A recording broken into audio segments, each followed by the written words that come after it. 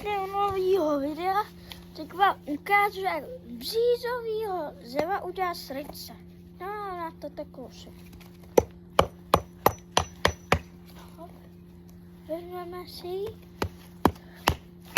a sekneme si kus. Pak si ho takhle a tohle musíme uzavřít.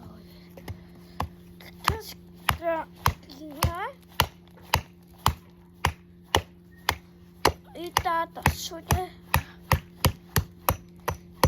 nebo brýle. Koukněte. Tak, takhle.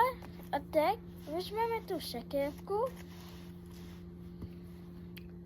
a maličkou musíte mít. Se byla dokonalá jak taky. Usekneme si.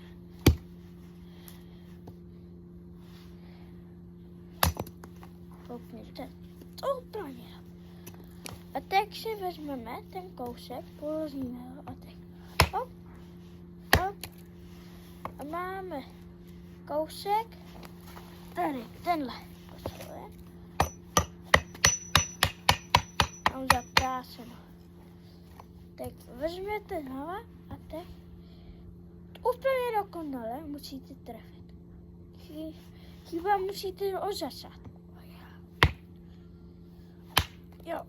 Jo. Takhle na oroch jako já. A tak položíte. A tady, pro mě, tak já tady dělám svoji práci.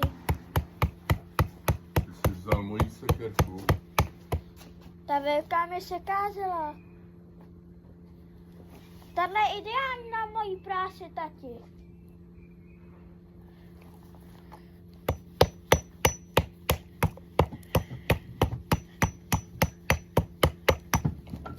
Takhle to děláte. Hop. Takhle. A teď. Hop.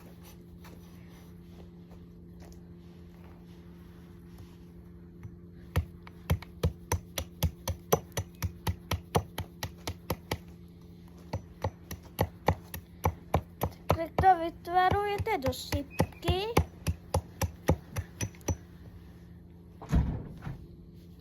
Ještě takhle a musíte být opatrný. A každý starý dřevo je už jen měkký a tady ty břízový, to je ještě víc